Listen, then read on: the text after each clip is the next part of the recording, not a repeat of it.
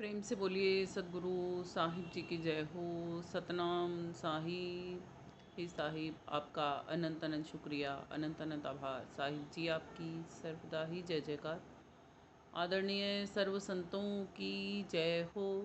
उपस्थित आदर के योग्य सभी जीवात्माओं को मेरा नमन। सतनाम साहिब। हम सब में बैठे परमपिता परमात्मा को शत नमन। जहाँ तन मन का मूल है उपजे ओंकार, अनहद साझा शब्द का आत्मा करे विचार। दादू जी महाराज कहते हैं, ये कहते हैं जहाँ पर तन और मन का मूल है। तन और मन का मूल कहाँ पर है? वही त्रिवेणी में है। त्रिवेणी में ही है ना, क्योंकि वहीं पे तो आत्मा बैठी है। अगर आत्मा नहीं हो तो तन और मन कर लो ना, क्या करेंगे? कर लेंगे कुछ? नहीं कर सकते ना। जहाँ तन और मन का मूल है उपजे ओंकार। ओंकार क्या है? ये मन की ही तरंगे हैं जो वहाँ पर ही उपजती हैं, आत्मा को जो आदेश देती हैं और आत्मा उनकी ही मान लेती है। कहते हैं अनहद साझा शब्द का। कहते हैं वहाँ पर अनहद नाद में शब्द भी बजता है, सब शब्द का भी गुंजारण होता है। आत्मा करे विचार। अब आत्मा को विचार करना है कि उसको मन की सुननी है या शब्द धुनकार सुननी है, क्या सुनना है। इसीलिए कहा जाता है एक साइड दयाल की है, एक साइड काल की है।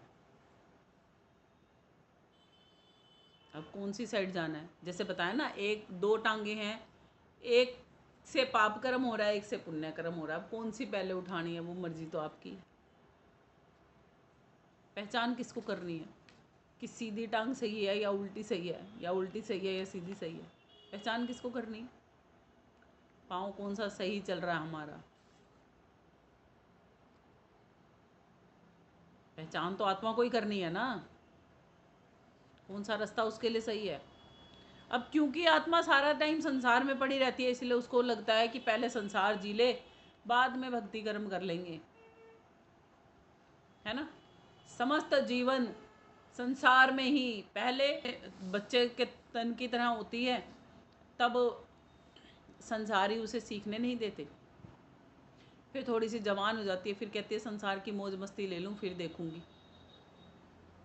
फिर धीरे धीरे शादी हो जाती है, शादी होके फिर बच्चों की जिम्मेवारियाँ आ जाती हैं, और धीरे धीरे उन बच्चों की जिम्मेवारियाँ निभाते निभाते अधेड़ अवस्था तक आत्मा पहुँच जाती है तन को लेके। क्योंकि आत्मा की कोई अवस्था नहीं बदलती, बदलती तनों की अवस्था है। अब अधेड़ अवस्था तक जब आत्मा पहुँच जाती है, उसके बाद जिम्मेवारी नहीं आ जाती है मोहग्रसित होकर पोता पोती नाता नाती पालने की। अब उसमें आत्मा उलझ जाती है, बचा खुचा जीवन वहाँ लगा देती है। रह जाता है फिर नीरा बुढ़ापा, उसमें रोग ग्रसित ये तन हो जाता है। तो भगवान की भक्ति तो होने सारा रोगों का ही भजन होगा। ऐसे ही जीवात्मा जीवन पर्यंत अपना जीवन व्यतीत करके लक 84 में गमन कर जाती है, परमात्मा तक पहुंच ही नहीं पाती। हाँ, इक्का दुक्का भर कोई कुछ करता है, कुछ पुण्य कर्म करता है, तो वो डर के करता है कि कहीं मैं लक 84 में ना चला जाऊं। मगर वो तो निहित है, वो तो मिले ही मिलेगी। क्योंकि सही मायने में जब तक असली में प्रभु को नहीं जाना, प्रभु को जानने के लिए जो ये जीवन मिला था, ये सब वेस्ट कर दिया, तो आपको 84 में तो जाना ही पड़ेगा। बस ये हो सकता है कुत्ते बन जाओ, एसीओ में रहने लग जाओ।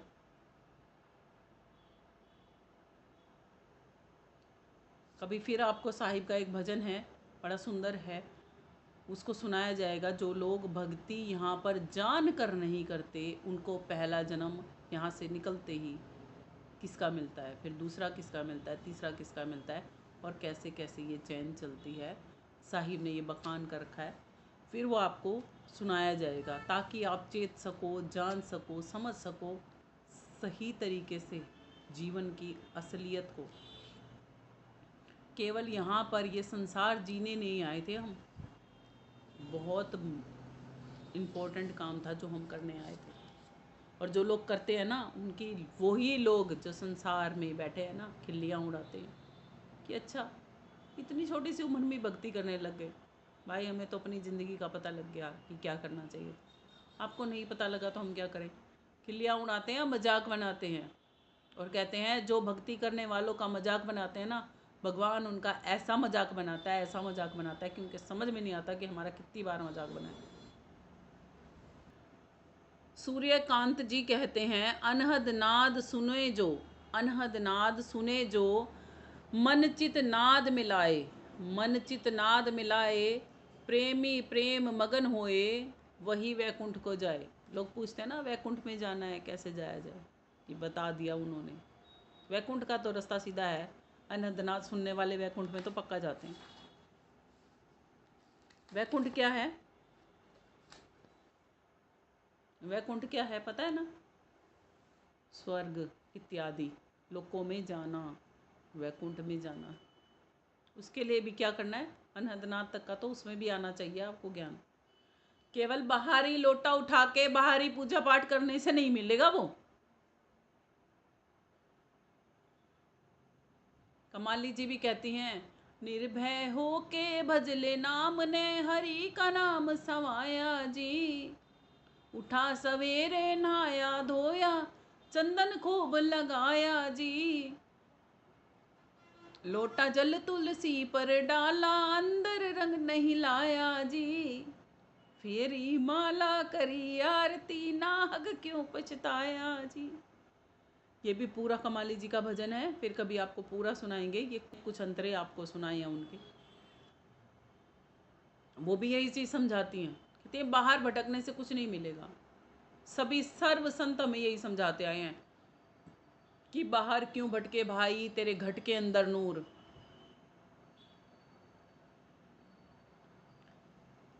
उस नूर से ही रोशने जहान है आपका। जब वो रोशनी, वो चांदना, वो नूर आपको छोड़कर, इस तन को जिसको आप अपना आपा समझते हो, इसलिए कहा है आपको छोड़कर, जब वो चला जाता है ना, तो आप जड़ रह जाते हो केवल मात्र। भूल है ना, आप ही हो वो नूर, मगर खुद को क्या समझे बैठे हो? जड़ समझे बैठे हो। इसीलिए तुलसी साहिब जी ने कहा है, जड़ चेतन ही ग्रंथि पड़ी आई, सुलझत नहीं अधिक अधिक अरुझाई। जीवात्मा जब से इस तन में आई है, खुद को ही जड़ समझ के, चेतना है, देखो तो कितना बड़ा करिश्मा है। ये चेतना है जो जड़ को घुमा रही है, चला रही है, फिरा रही है, और चेतना अपने आप को ही भूल चुकी है, खुद को जड़ समझ रही है। अरे जड़ तो जब हो जाओगे, जब आप निकल जाओगे यहाँ से, जब जड़ ही होगा, जब और कोई उठा के लेके जाएगा आपको शमशान तक भी। अभी तो चल रहे हो, खा रहे हो, पी रहे हो, हंस रहे हो, रो रहे हो, सबको सुन पा रहे हो, देख पा रहे हो। अभी क्यों देर कर रहे हो खुद के लिए? अभी जगने का दिल नहीं करता। अभी तो क्या है, ये मोह निंद्रा ऐसी है ना, इसी में सुषुप्त पड़ी है आत्मा, पता नहीं कब जगेगी। आगे ब्रह्मानंद जी कहते हैं, जिनको ये अनहद नाद सुनती है उसके बारे में कहते हैं, बहरा भी सुन सकता है। देख लो, अब अंधा भी देख सकता है, बहरा भी सुन सकता है, और क्या चाहिए? केवल एक मानव तन चाहिए इस भक्ति के लिए, और कुछ नहीं चाहिए। कहते हैं, बिन भूमि के महल बना है, जामे जोत उजारी रे। कहाँ है वो बिन भूमि का महल? कहीं देखा आपने बिन भूमि का महल? कहेंगे बहन जी कैसी कैसी बातें करते हो, अजीबो गरीब। मतलब बिना तलपट के भी कहीं महल बनता है ना? बिना तलपट के महल बनता है, और ऐसा महल बनता है कि महल ही चलता है।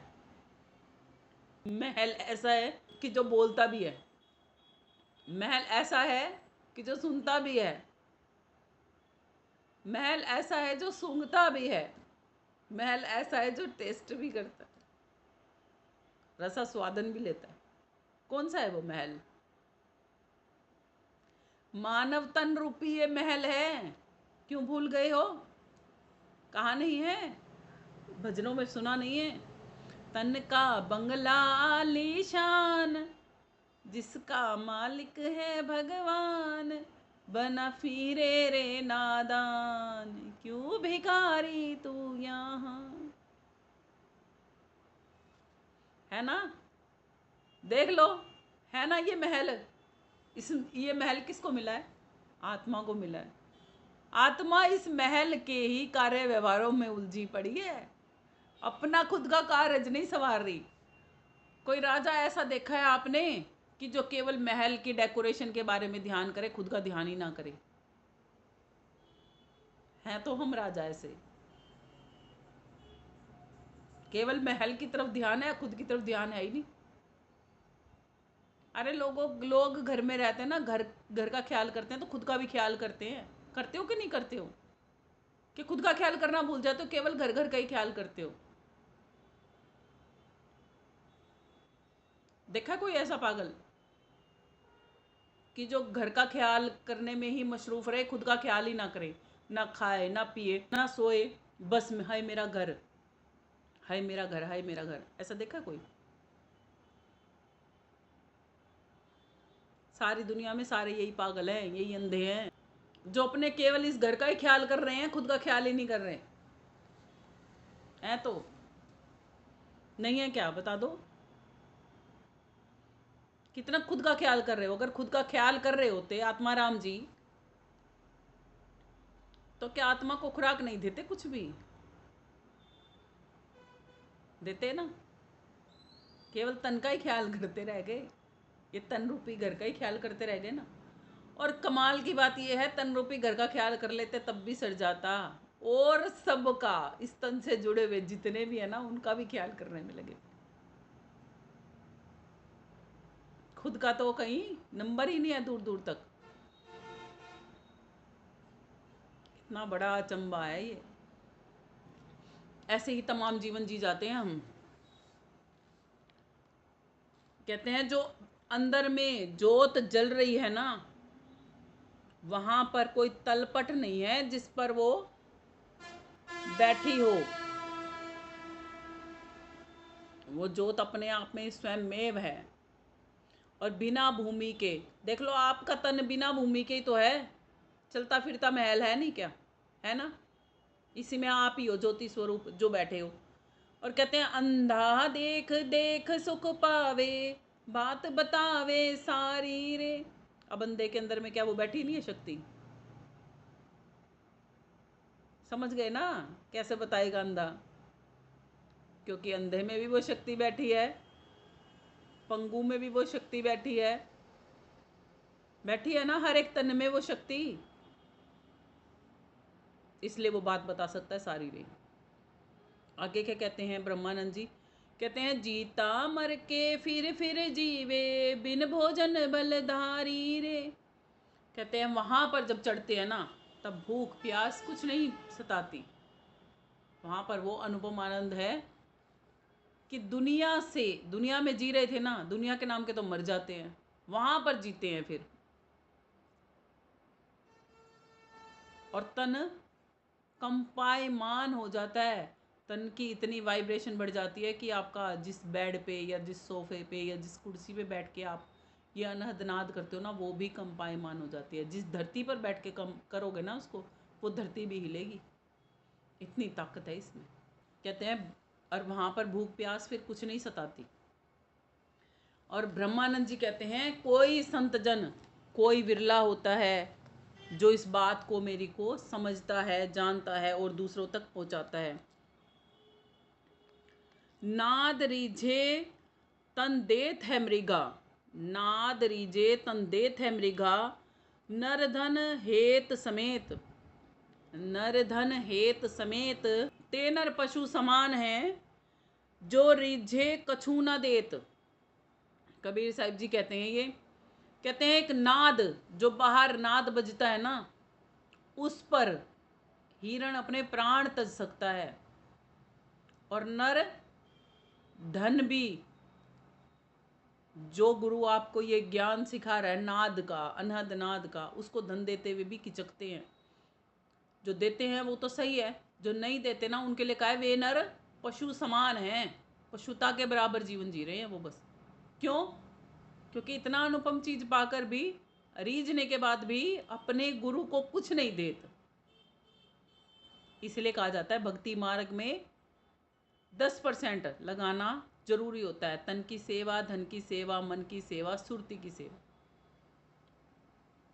गुरु नहीं भूखा तेरे धन का, पर तेरा उपकार करावे, सेवा भाव तुझ में बढ़ावे। गुरु को तुम्हारे धन की कोई किसी चीज़ की ज़रूरत नहीं होती, क्योंकि अगर वो सर भरपूर नहीं हो तो तुम्हें कैसे देगा, है ना। गुरु भूखा नहीं होता, क्योंकि परमात्मा उसके जिसके साथ परमात्मा रहता हो वो तुम्हारे धन का, तुम्हारे मन का, तुम्हारे तन का, तुम्हारी सुरती का भूखा होगा क्या? सोच के देखो।